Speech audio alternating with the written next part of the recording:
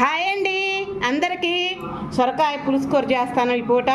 అది ఎలా చేసుకోవాలో ఏంటో వచ్చేసండి. ఇదిగో చిన్న చిన్నవి 2 పెద్ద ఉల్లిపాయలు తీసుకున్నాను. ఒక సొరకాయ ఇవ్వండి, లేతకాయ తీసుకున్నాను. అదిగో లేతకాయ తీసుకున్నాను. శుభ్రంగా కడుక్కొని ముక్కలు కట్ చేసుకుందాం. సొరకాయ ముక్కలు, ఉల్లిపాయ ముక్కలు కట్ చేసుకున్నాను. నేనైతే తిరగమాత వేయను. ఇంకా గిన్నె తీసుకున్నాను, ఒక గిన్నె. ఆ గిన్నెలోకి వేసేసుకుంటాను. ఇంకా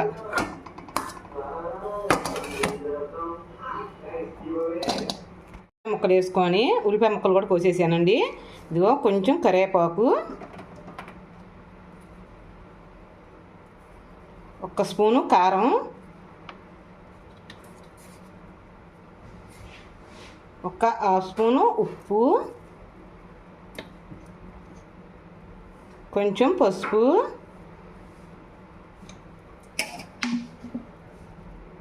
ఆయిల్ అండి 2 స్పూన్లు సుమారు పోసుకుందాం. ఓకే, సరిపోతుంది.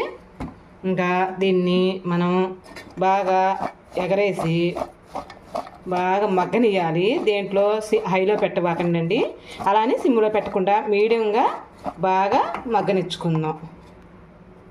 చింతపండు నానేసానండి. ఎంత చిన్న కొంచెం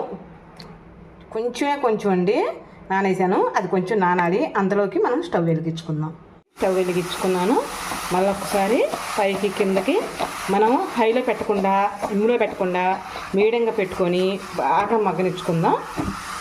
ఎదుగుండి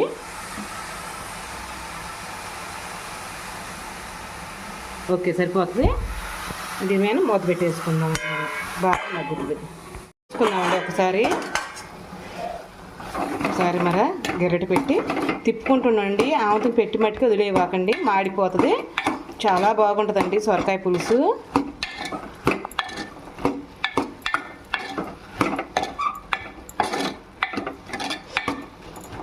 బాగా మగ్గ పెట్టుకుందాం.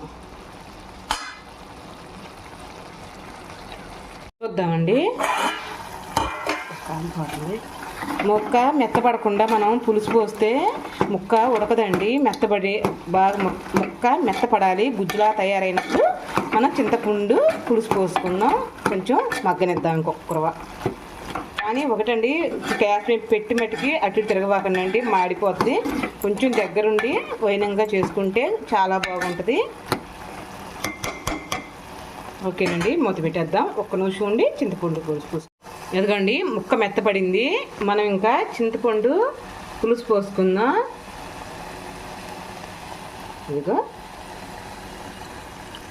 చిన్న నిమ్మకాయ సైజు అంతండి, మరింత మటుకు వేసుకోవట్లేదు నేను, ఎందుకంటే మరి పులుపు ఉన్నా బాగోదు. అందుకని 1 టీ గ్లాస్ అన్ని వాటర్ పోసుకుంటున్నాను. బాగా మగ్గనిద్దాం. ఇంకా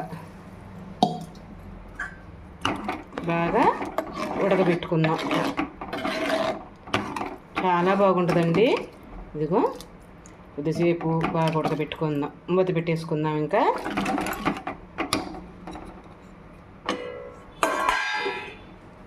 ఇదిగోండి ఉడికింది చూసారా.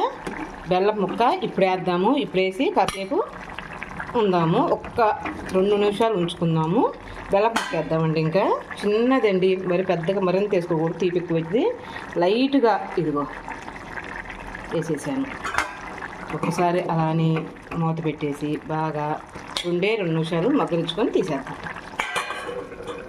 చూద్దామండి, చాలు మనకి. ఇంకా స్టవ్ ఆపేసుకుందాం. ఎందుకంటే ఇంకా చల్లారే వరకు ఇంకొక చిక్కపడుతుందండి. ఇంక మనకు అవసరం లేదు. ఇంక మనం ఇప్పుడు ఇలా ఉన్నప్పుడే మనం స్టవ్ ఆపేసుకుంటే బాగా చిక్కపడుతుంది. ఇంక మనం స్టవ్ ఆపేసుకుందాం. ఏంటక్క నీళ్ళు ఎక్కువ పోసావా ఏంటని మీరు అనుకోవచ్చు. కాదండి, మామూలుగానే ఉంటుంది కూర. కొద్దిగా ఆగాకైతే చూపిస్తాను. ఇదిగో ఇంకా మనకి ఈ లెవెల్లో మేము ఉన్నప్పుడు మనం ఆపేస్తే స్టవ్ చాలా బాగుంటుంది. బీరకాయ పులుసు కూర అండి, చాలా రుచిగా ఉంటుంది. మీకు నచ్చితే ఒక లైక్, ఒక కామెంట్ చేయరా. రేపు మంచి వీడియోతో మీ ముందరకు వచ్చేస్తానండి. అంతవరకు బాయ్ అండి.